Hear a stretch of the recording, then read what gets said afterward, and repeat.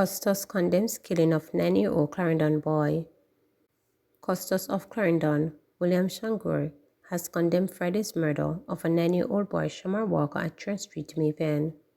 A 29-year-old woman was also wounded in the shooting.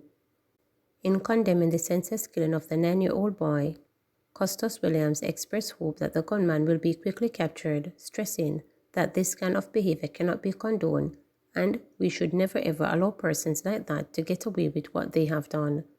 This is a very sad day for the parish, he said, while expressing condolences to the child's family. Police High Command orders probe of Westmoreland shooting.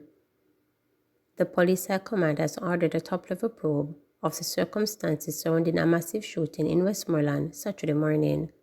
7 people were shot when gunmen attacked patrons at a party on Barracks Road, Savannah Lamar in the vicinity of Savannah Lamar Bus Park. It's reported that shortly after 1 o'clock, patrons were at a party when 2 men arrived on motorcycle. The men brandished guns and began shooting at the patrons. This sparked chaotic scenes as patrons ran for their lives. Investigators say the gunmen also fired at a motor vehicle which was exiting a nearby location. The vehicle was damaged by bullets, but the occupants escaped unharmed. After the hoodlums fled the scene, it was discovered that 7 patrons had been shot. The Westmoreland police are trying to establish a motive for the attack. 2 killed in separate incidents in Nannyville. 2 people reportedly shot and killed in separate incidents in Nannyville, Kingston on Saturday. A representative from the Jamaica Constabulary Force Corporate Communications Unit confirmed that there was a shooting in the area and that police were at the scene. Preliminary reports are that 1 person was killed about 4 p.m. The second shooting, which left the other person dead, is what is believed to be a reprisal killing occurring at about 8 p.m. Truck overturns on Spur Hill. The driver of a truck narrowly escaped serious injury after the heavy unit overturned on the Spur Hill main road on Saturday. Residents told reporters that about 10 a.m., the truck laden with tents and other supplies was traveling down Spur Hill when the driver lost control of the unit, resulting in it going off-road and overturning. The top of the truck was ripped open as a result of the crash. The driver managed to climb out of the vehicle. This is the 3rd crash on Spur since the start of the year. On January 15, a policeman was injured following an oil spill induced multiple vehicle crash on Spur Hill. On January 9, 2 occupants of a truck transporting steel narrowly escaped injury after the unit crashed into a drug center. The accident-prone Spur main road links Nannyville to its environs, the St. Elizabeth and Points West. Heavily laden, slow-moving trucks often hinder traffic on the steep, difficult hill, and there have been a number of fatal crashes involving trucks over the years. St. Catherine man allegedly abducts ex-girlfriend at gunpoint. Charges have been laid against a 28-year-old man after he allegedly abducted his ex-girlfriend on St. John's Road, St. Catherine on Friday, January 19. Charged is Nigel Pusey, a car washer of Redpond District, Fraser's content in the parish. He was charged with possession of prohibited weapon, assault at common law, abduction, and malicious destruction of property. Reports from the Spanish Town Police are that about 6:20 p.m., Pusey went to the home of a woman he had reportedly had a relationship with and allegedly smashed her window and cut her light wires. He allegedly later approached the woman, who was on the way home from work, and pointed a firearm at her before instructing her to get into his vehicle. Pusey then reportedly drove to a petrol station in the area where he stopped to get petrol. While there, the woman made her escape and reported the matter to the police. Pusey was subsequently arrested and formally charged on Friday. He is scheduled to appear before the St. Catherine Parish Court on Friday, February 2nd.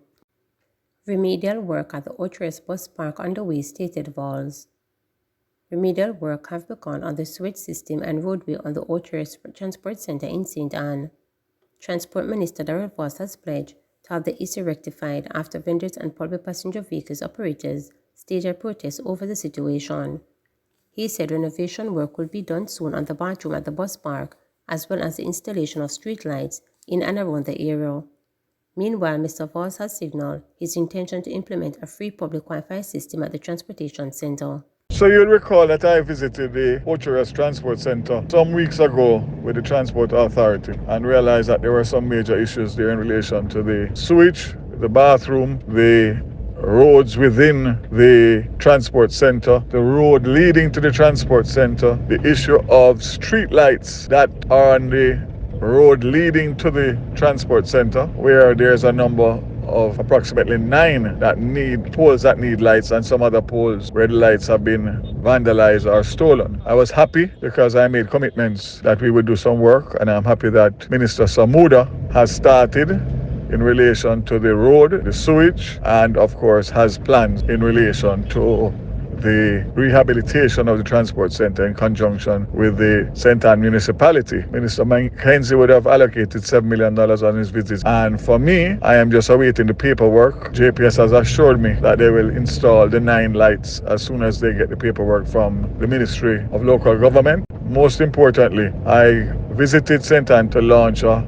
community Wi-Fi at St. Anne's Bay, and I see where a community Wi-Fi, public Wi-Fi in the transport center and around transport center would be huge for the commuters and the transport operators. So I will be moving towards that to make sure that we can make that a reality while doing the improvements to the infrastructure at the transport center.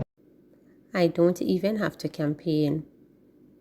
Confident that he has been representing the people of Granville Division well, People's National Party PNP councilor Michael Through has declared that not even Prime Minister Andrew Holness can unseat him in the upcoming local government election. In fact, Michael is so sure that he'll be returned to the polls that he has said he doesn't even need to campaign. Councillor Michael, in recent interview with reporters, said that while he has lost count of the Jamaica Labour Party contenders sent to challenge him, he is always sure of victory. It's always a different patient, but they get the same treatment, said Michael, who has been the elected local government representative in the division, which sits in the St. James West Central constituency since winning his first election in 1998. Reflecting on the state of the Granville division when he first came as councillor, Michael told reporters that people living outside of the area were understandably afraid of Granville. He pointed out that since then, the division has undergone a major transformation through infrastructural growth and social development. When I first became the councillor, crime was rampant in Granville, and there was a lack of water in retirement, St. John's, and gutters. Water was a scarce commodity, and Granville roads were impassable. Plus, there were no recreational area, Michael recounted during the interview with reporters. Historically, the Granville division has had a reputation for being one of the most violent plague areas in St. James. However, Councillor Michael pointed out that the crime rate in the division has been significantly reduced. He further told reporters that this was done through various partnerships with the residents, Jamaica Constabulary Force, and the Jamaica Social Investment Fund. Michael noted that before the crime issue was tackled, he ensured that major infrastructural work and development were carried out in the division. Since I came, I have restored the Granville Community Center that is at the border of Granville and Pitford. Justices of the peace are there, and children have computers to do homework there. They wanted to name it after me and I said no, he shared.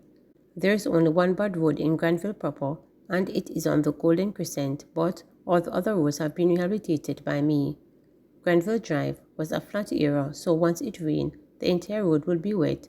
Nobody could walk there without being splashed, he said, after he had reshaped and rectified that.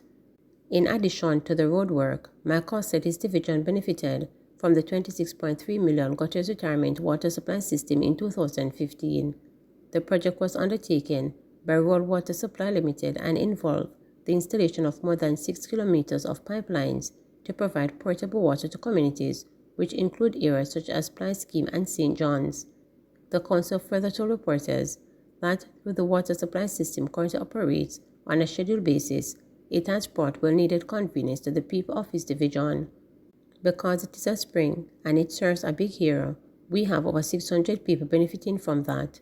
Some people get water today while others will get it tomorrow, so they know the schedule and they only pay $500 per month, he stated. Sharing that he is still working on different projects in the division, Councillor Michael is adamant that his main goal has always been to truly transform the lives of his people. He said that the children in his division have also been a priority and that many of his projects have been geared towards improving their educational needs. Nobody can say nothing no going in Granville. The Pitford Tech Park was designed as a safe space for children and as somewhere that we can train the kids to live almost among each other. Children in Pitford, Granville and retirement benefit from it, he stated. I just recently completed a multi-purpose court in gutters. It's not even officially open yet. We have a brand new road with gutters, he said. As he continued to reflect on his journey since his introduction to politics, Michael told reporters that he is proud of all he has done to improve the lives of his constituents. This, he further pointed out, is the main reason the Granville division continues to vote for him, regardless of who his opponents are. I am proud of myself. I make myself accessible to the people every morning, Monday to Friday. I am here at my office to serve my division. Even when I was deputy mayor, I made myself available. And if my office is closed, my house is open, and I am on call 24 hours a day. If anybody is in trouble at night and they want to get out, call me, he said. Exuded more confidence, Michael said the people of Granville, regardless of their political alliances, are ready to vote for him again when the local government elections are called. Granville is ready to get Michael a sixth term. People talk about Granville, but Granville has a leadership core. I don't even have to campaign. I can just sit down at my office and the victory is mine. Both JLP and PNP supporters voted for me. It doesn't matter how the kitty turns. I am the people's choice. I am the people's councilor, he stated. Please remember to subscribe, like, share, and click the notification bell for daily updates.